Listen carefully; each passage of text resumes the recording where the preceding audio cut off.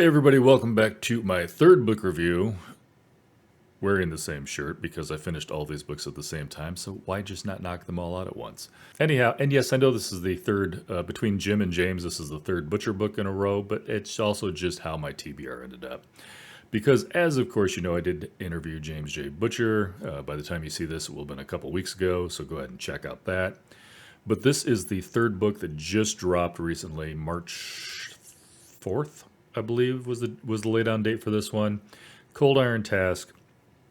Shout out to Berkeley Press for allowing me to get my hands on an arc so that I could actually read it before the James interview, because I do like to at least pretend I know what I'm talking about. So I got to knock that out. Berkeley Publicity is part of Random House, and I appreciate you guys sending that to me. So what's going on here? Grimsby's not having the best year. For such a poor young guy in this situation, yeah, things aren't always going his way. He's got a friend that's locked up in the asylum. This is not like an insane asylum. This is just what the auditors call the place where they keep the people that are too dangerous to be let out. He's got another friend who's not talking to him because he kind of betrayed them in the last book, but was basically in a situation where he didn't feel he had any choice. And we all know Grimsby always does what he thinks is best, even if he has to pay the consequences. And well, then there's Mayflower, and Mayflower is the huntsman. And so we find out that some of the secrets from the huntsman's past are getting to start coming out as well. But Grimsby being Grimsby, stubborn to a fault, always willing to do what's right, he's going to sit there and try to help out all of his friends, even the ones that don't want to talk to him. So, but basically one of the things he has to do to right his wrongs, quote unquote, is help a friend, and that puts him in touch with another person who can get the information that he needs and the people that he needs. But yeah, that person, even though they also have best interests at heart, they may not know everything that's going on. And so he ends up getting put together with a team to help him find the answers to all of the problems that he's got going on. The downside is some of them have their own motivations and also some of their own dark history with some of the characters involved. And as is wont, Grimsby ends up being restrained and left to die in a place that's not even where he thinks he is, and is a place he's definitely not supposed to be in, because that's how we roll. So Grimsby gets himself, he finds out also some information, I won't go into too many details, but he finds out some information about his past, which has changed the game for him. So he's got his own issues going on top of all of the guilt he's feeling for some of the stuff that's happened to his friends.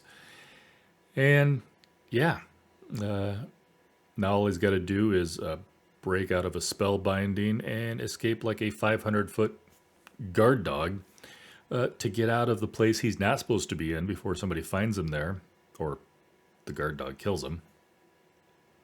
Neither one of us is a good option.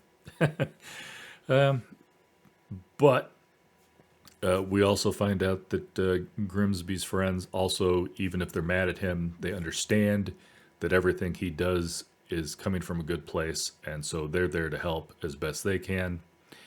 And Grimsby, when his back is against the wall, finds a new ability that he didn't know he could muster. And yeah, I don't want to go into too much of this one. This one just dropped, so I'm really avoiding spoilers. If I slip up in a couple of the other ones, like, hey, you had a couple of years to read them, it's not my fault. This one, though, brand new, and I will say that I feel like James J. Butcher is really coming into his own. Every book has gotten better than the last one, I think. I absolutely, this one's another 5-star for me. They've also gotten just a little bit longer. This one came in at a hefty 480 pages. Which I didn't used to think was that big of a book, but I also wasn't trying to catch up on my TBR, and so I've realized that sometimes smaller is better. But anyhow, it's getting up towards that 500 page mark. I will say though, and remember, I've got a full-time job. I don't just get to sit around all day and read. I still knocked out a 480-page book in 4 days. I finished this up right before we had the interview. So it is a smooth read. It is an easy read. It very much flowed. I didn't find myself going, "Who now?" or "Wait, what happened?" Which can happen sometimes when you get into a bigger book and you're trying to keep too many things in the air at once.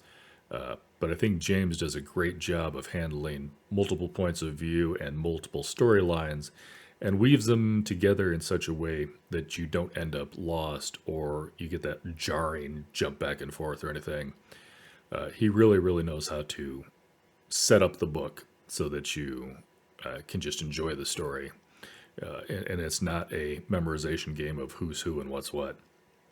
But again, I know he's already been on. I'm not blowing smoke. This is the third 5-star book I've given him, and he's only written 3 books. So I'm kind of saying he's kind of earned that must-buy thing for me.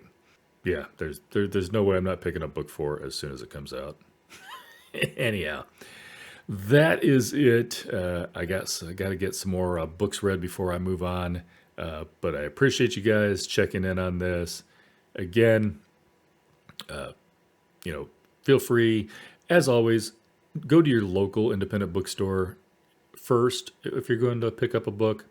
But if you don't have one, feel free to check out the links below. I do have both of the links that I've got down there are places that also allow you to give part of the profit to a local independent bookstore. Libro.fm for your audiobooks. Obviously, they give a percentage of all their sales to the bookstore of your choice. I personally picked the Bookworm here in Omaha because, well, A, it's the Bookworm here in Omaha, and it's my local independent bookstore. So that's where that goes. And then bookshop.org. You can get physical books there. The link I've got down there will take you to the ebook if you want to slap this on your Kindle. Yeah, I know I said Kindle, even though I'm talking about independent bookstores. Kobo, Nook, whatever you're using, you get my point. But yeah, ebook, obviously, because it's usually a little cheaper when it first comes out. But they also sell physical books, and again, a percentage of your sale goes to the independent bookstore of your choice. So that is it. That's all I'm asking. Keep those indie bookstores in mind. As I always tell people, if an author ever came to your town and you got to see them in person or have them sign your book, they were not brought there by Amazon.